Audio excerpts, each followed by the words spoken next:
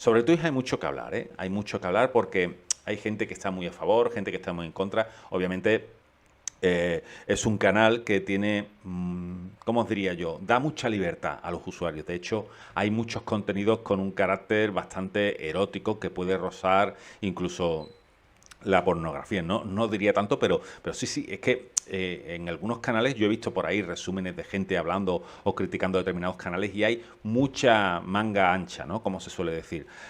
Combates de boxeo en streaming, claro, y muchas otras cosas. Si es que en realidad Twitch al final, o bueno, no Twitch, los canales online en general se están comiendo poco a poco la cuota de visualizaciones en televisión. Lo he dicho en muchas ocasiones, ¿no? Los jóvenes ya cada vez ven menos la televisión.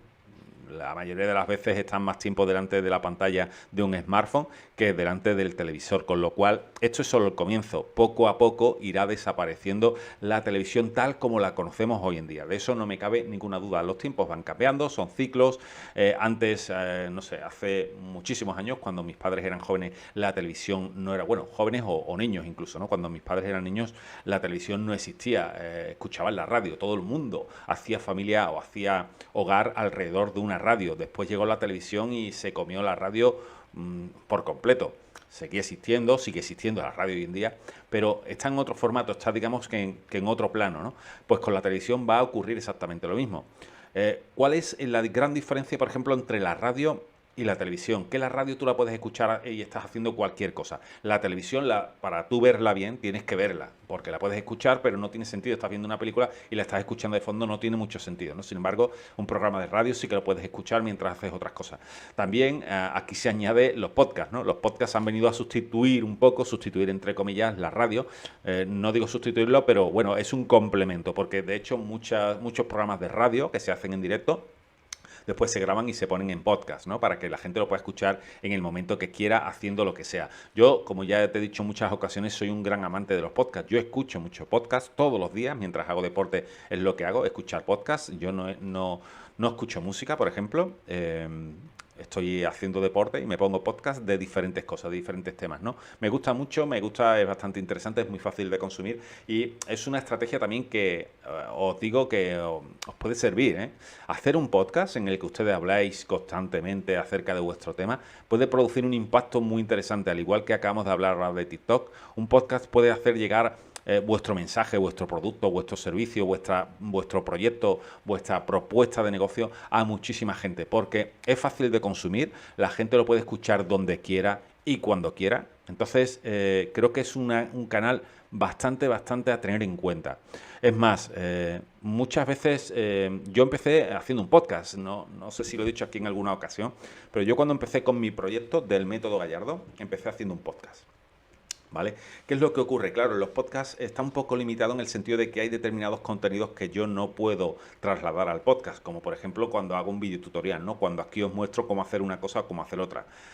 Eso no se puede llevar a un podcast, pero sí otros muchos contenidos. Por ejemplo, cuando estás explicando algo, cuando estás hablando de algún concepto o cuando estás hablando de cómo hacer algo, pero sin mostrar nada en pantalla, sí que lo puedes llevar al podcast. Pues yo os recomiendo que uséis podcast para llegar a público, porque es un canal, es un medio muy interesante, es un medio también económico, por supuesto también tiene su parte de pago, si quieres promocionarlo lo puedes utilizar, de hecho tú puedes hacer un podcast y hacer una campaña, por ejemplo, en redes sociales, anunciando que tienes un podcast para derivar a la gente a tu canal. Esto también es muy interesante, es una publicidad indirecta que hace que llegues a tu canal y ahí la gente te descubra en el podcast, ¿no? Así que todo esto se puede tener en cuenta, pero volviendo a lo que hablamos de Twitch, Twitch es un canal de streaming que está muy bien, de hecho en muchas ocasiones me he planteado el montar mi canal de Twitch y hacer los directos allí en lugar de hacerlos en YouTube, pero ¿sabéis qué pasa? Que va a depender también mucho de la audiencia, ¿no?